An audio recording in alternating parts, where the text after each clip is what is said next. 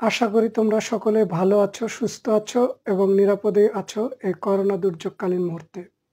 এই করোনা সংকটের কারণে আমাদের শ্রদ্ধেয় অধ্যক্ষ স্যারের নির্দেশনা অনুযায়ী আমরা নিয়মিতভাবেই তোমাদের ক্লাসগুলো অনলাইন মাধ্যমে নিয়ে যাচ্ছি।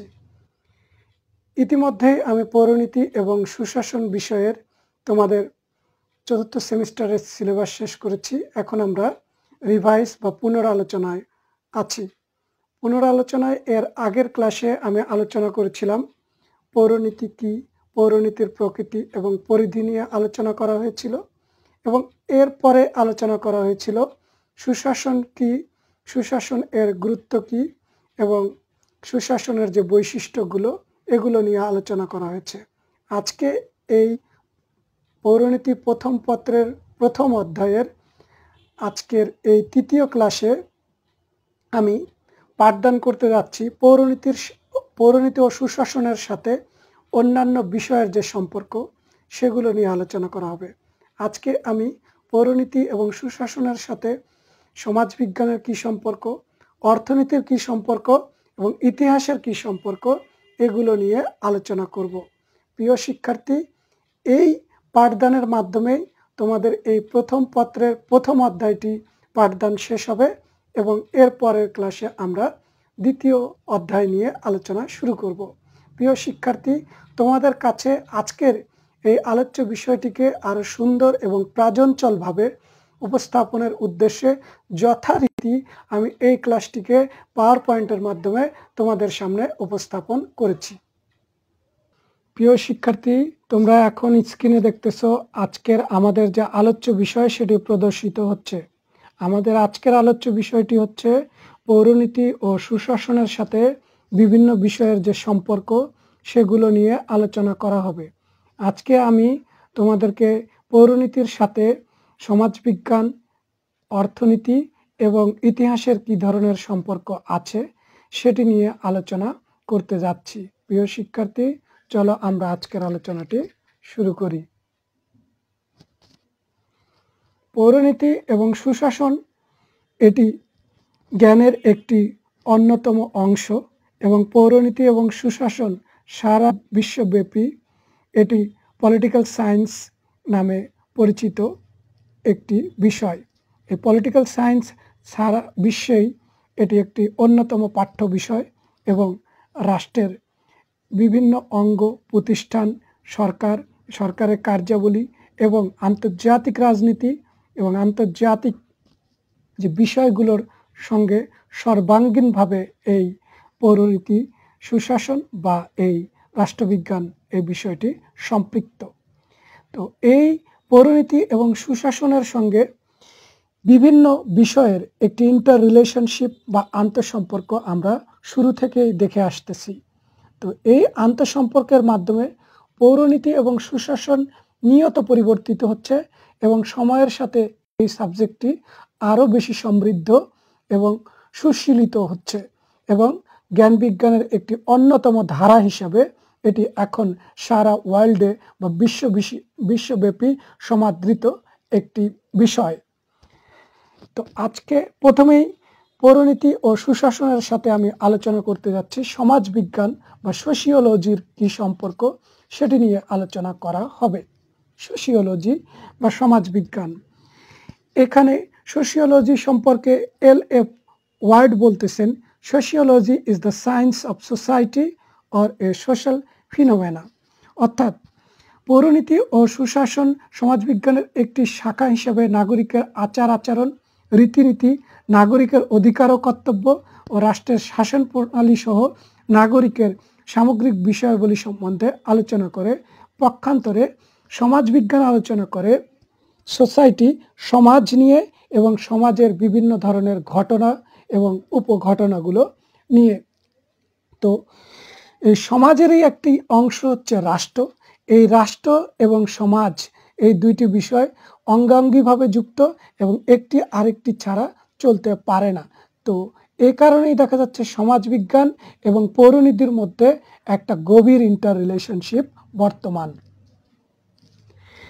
এখানে পৌরনীতি এবং সুশাসনের মধ্যে প্রথমে আমি সাদৃশ্যগুলো আলোচনা করব, তারপরে আলোচনা করব পৌরনীতি এবং সুশাসনের মধ্যে বর্তমান বৈসাদৃশ্য বা ডিসিমিলারিটিসগুলো নিয়ে।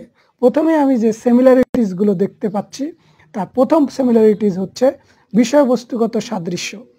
পৌরনীতি এবং সুশাসন এই উভয় স্বাস্থ্য, পরিবার, সমাজ, রাষ্ট্র, বিভিন্ন ধরনের সংগঠন এগুলো নিয়ে আলোচনা করে।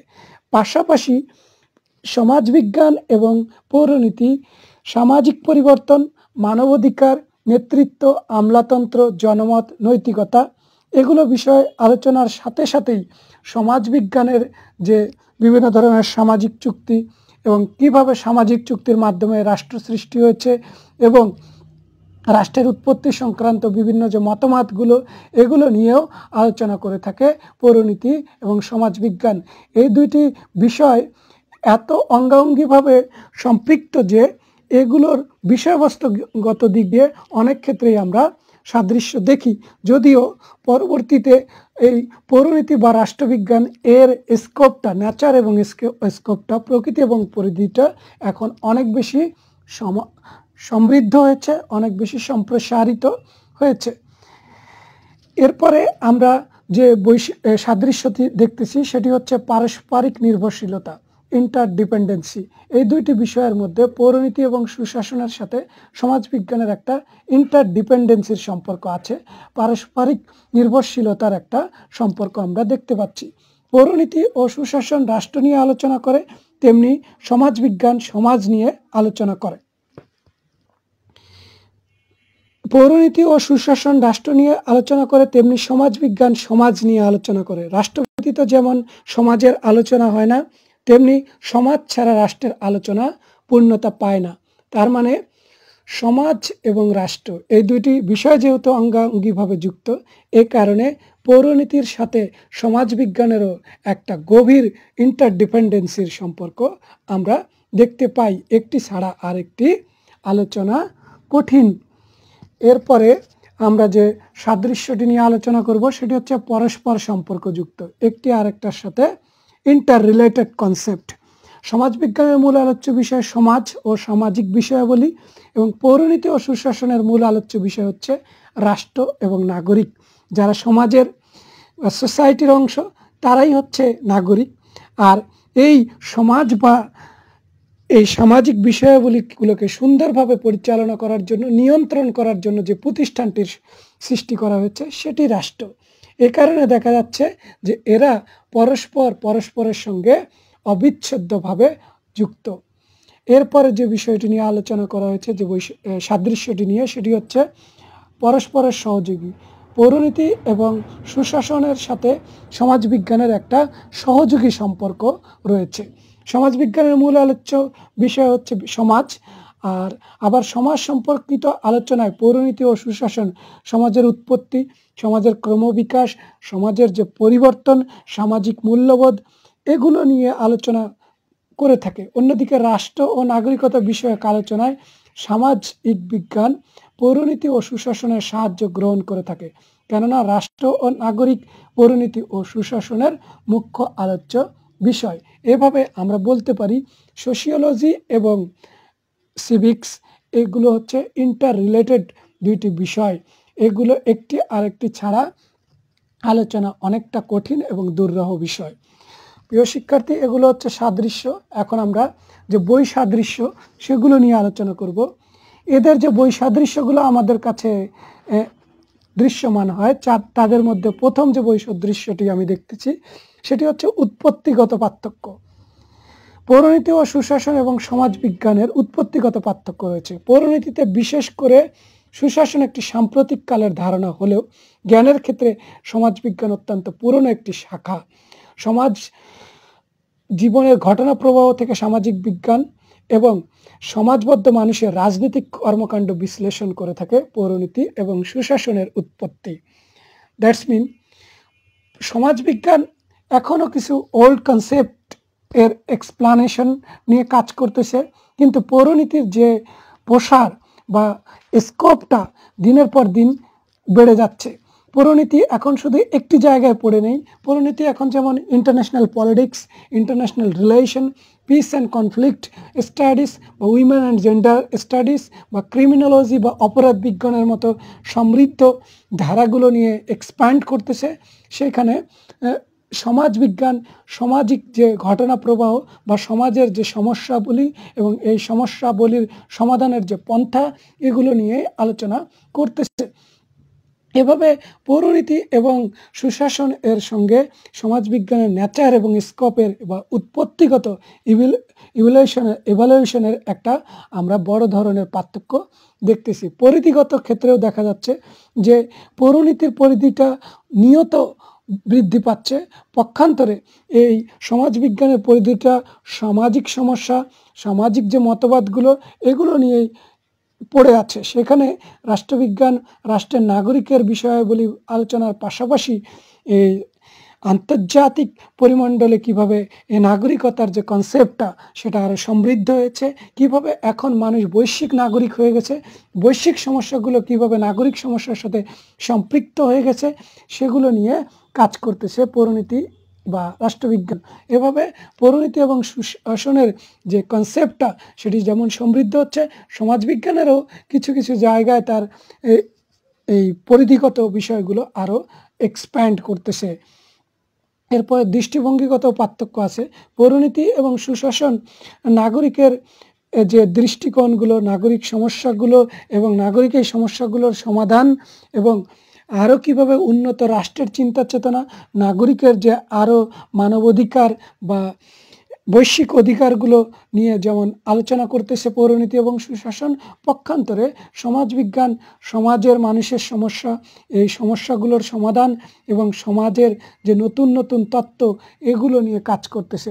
প্রকৃতিগত পার্থক্য আছে পৌরনীতি এবং সুশাসনের মধ্যে। পৌরনীতি ও সুশাসনের প্রকৃতি ব্যবহারিক, যা মূলত সর্ববৃহৎ তার সামাজিক সংগঠন অর্থাৎ রাষ্ট্রের কর্মকাণ্ড দিয়ে ব্যাপৃত থাকে। পক্ষান্তরে সামাজিক বিজ্ঞানের যে প্রকৃতিগত জিনিসটা দেখতেছি সেটা হচ্ছে শুধু সমাজের যে বিষয়গুলো সেগুলো নিয়ে কাজ করতেছে তারা। এগুলো হচ্ছে বৈসাদৃশ্য। এখন আমরা পৌরনীতি ও সুশাসনের সঙ্গে অর্থনীতির যে সম্পর্ক সেটি নিয়ে আলোচনা করব। পৌরনীতি এবং অর্থনীতি দুইটি ইন্টার রিলেটেড সাবজেক্ট। এটি একটি রাষ্ট্র পরিচালনার জন্য অর্থের প্রয়োজন হয়। এভাবে প্রাইমারিলি অর্থ এবং রাষ্ট্র ইন্টার রিলেটেড দুটি বিষয়।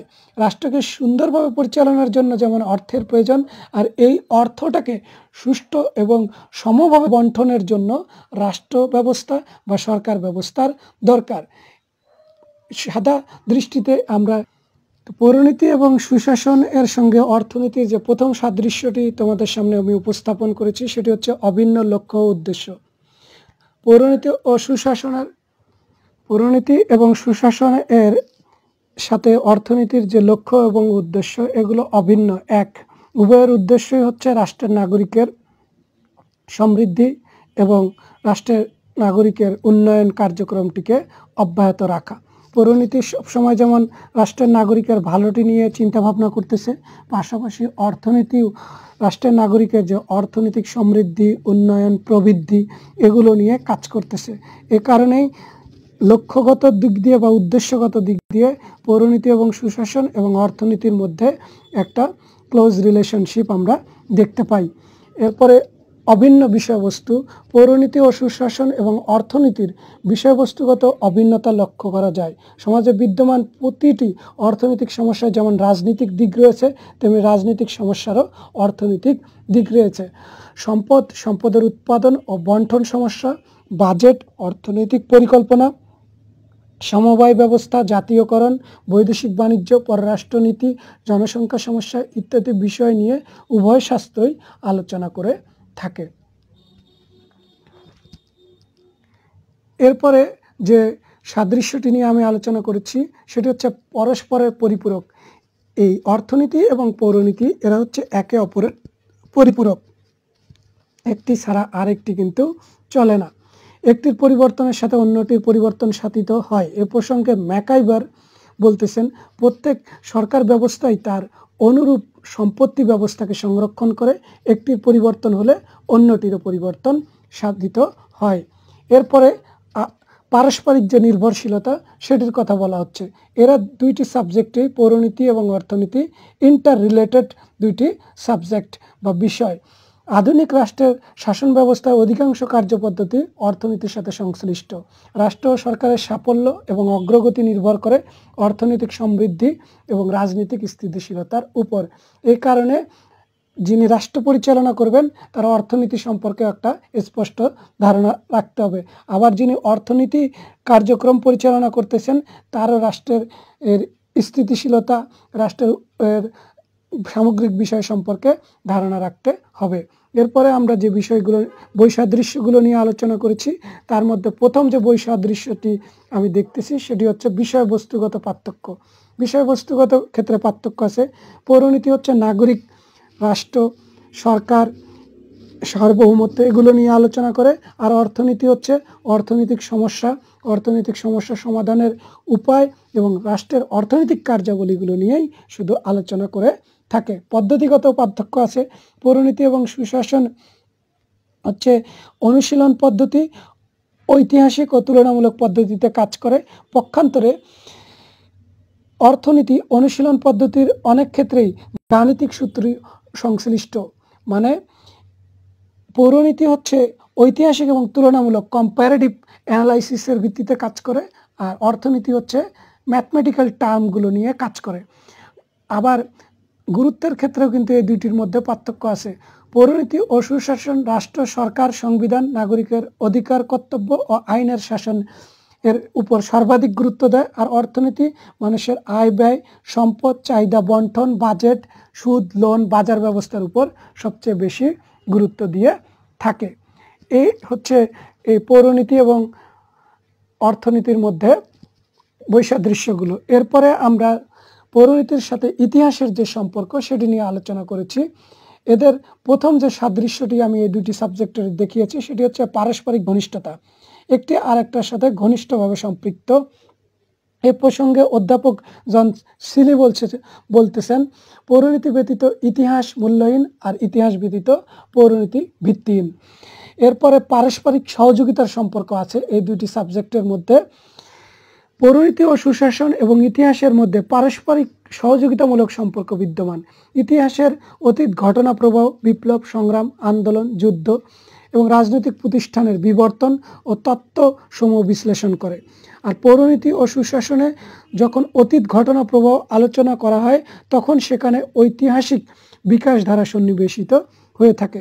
মানে পৌরনীতি ইতিহাসের যে প্রাচীন ঘটনাবলীগুলো থেকে শিক্ষা নিয়ে আধুনিক সরকার ব্যবস্থা কেমন হওয়া উচিত, আধুনিক রাষ্ট্র ব্যবস্থা কেমন হওয়া উচিত এগুলো সম্পর্কে দিক নির্দেশনা দিয়ে থাকে। পরস্পরকে পরিপূর্ণতা দান করে। যেমন ইতিহাস পৌরনীতিকে পরিপূর্ণতা দান করে, একইভাবে পৌরনীতি এবং সুশাসনও ইতিহাসকে পরিপূর্ণতা দিয়ে থাকে। এভাবে একটি আরেকটিকে ফুলফিলমেন্ট দানের মাধ্যমে একটি আরেকটিকে সফল বিষয় হিসাবে প্রতিষ্ঠিত করার ক্ষেত্রে কাজ করে থাকে। এরপরে আমরা এই দুইটি সাবজেক্টের যে বৈসাদৃশ্যগুলো নিয়ে আলোচনা করেছি। প্রথম যে বৈসাদৃশ্যটি আমি দেখিয়েছি সেটা হচ্ছে বিষয়বস্তুগত পার্থক্য। ইতিহাস শুধু প্রাচীন রাষ্ট্র ব্যবস্থা, প্রাচীন সরকার ব্যবস্থাগুলো কেমন ছিল বা প্রাচীনতা নিয়ে কাজ করে। পক্ষান্তরে পৌরনীতি সুশাসন তোমার হচ্ছে অতীতের ঘটনাবলীর প্রেক্ষিতে বর্তমান বা ভবিষ্যৎ রাষ্ট্র ব্যবস্থা কীরকম হওয়া উচিত বা কিভাবে কাজ করা উচিত সেগুলো সম্পর্কে দিক নির্দেশনা দিয়ে থাকে। মানে পৌরনীতি শুধু অতীত নিয়ে পড়ে থাকে না, অতীতের সাথে বর্তমান এবং ভবিষ্যৎকেও অঙ্গাঙ্গিভাবে ইন্টার রিলেটেড করে। তারপরে যে পার্থক্যটি আমি দেখেছি, প্রকৃতি ও পদ্ধতিগত পার্থক্য আছে এই দুইটির মধ্যে। পৌরনীতি ও সুশাসন এবং ইতিহাসের মধ্যে প্রকৃতি এবং প্রকৃতিগত যে পার্থক্যগুলো, তার মধ্যে পৌরনীতি ও সুশাসনের আলোচনা প্রকৃতপক্ষেই অনুসন্ধানমূলক। এটি করা হয় তুলনামূলক পদ্ধতিতে, কম্পারেটিভ অ্যানালাইসিসের ভিত্তিতে। পক্ষান্তরে ইতিহাসের আলোচনা হয় তথ্য ও বর্ণনামূলক, ডেসক্রিপটিভ মেথডে। পরিধিগত পার্থক্য আছে এই দুটি সাবজেক্টের মধ্যে। ইতিহাসের পরিধিটি ঐতিহাসিক যে ঘটনাগুলো সেগুলোকে উপর ভিত্তি করে কাজ করে। আর সেখানে পৌরনীতির যে পরিধিটি আমি প্রথমেই বলেছি যে এটা নিয়ত পরিবর্তন হচ্ছে, এটা ন্যাচার অ্যান্ড স্কোপ নিয়ত বাড়তেছে। এখানে যেমন পাবলিক অ্যাডমিনিস্ট্রেশন অ্যাড হয়েছে, তারপর international relation, international politics, political economy বা women and gender studies, peace and conflict studies, এভাবে নিয়তভাবে পৌরনীতির কনসেপ্টটি ন্যাচার অ্যান্ড স্কোপটি বাড়তেছে। কিন্তু এই ইতিহাসের কনসেপ্টটি শুধু প্রাচীনতাকে কেন্দ্র করে পরিচালিত হচ্ছে। প্রিয় শিক্ষার্থী, আশা করি তোমরা বই সাদৃশ্যগুলো বুঝতে পেরেছ। আশা করি তোমরা আজকের যে আলোচ্য বিষয়টি সেটি সুন্দরভাবে বুঝতে পেরেছ। আজকের আলোচ্য বিষয়ে আমি আলোচনা করলাম পৌরনীতির সাথে যে বিভিন্ন বিষয়ের সম্পর্ক সেটি নিয়ে, এবং এটি পাঠদানের মাধ্যমে আমরা পৌরনীতি প্রথম পত্রের প্রথম অধ্যায়টি পুনরালোচনা শেষ করলাম। আমরা এর পরের দিন প্রথম পত্রের দ্বিতীয় অধ্যায়টি নিয়ে আলোচনা শুরু করব। ততক্ষণ পর্যন্ত তোমরা ভালো থাকো, সুস্থ থাকো এবং তোমাদের পরিবার পরিজনকে নিয়ে। আল্লাহ হাফেজ।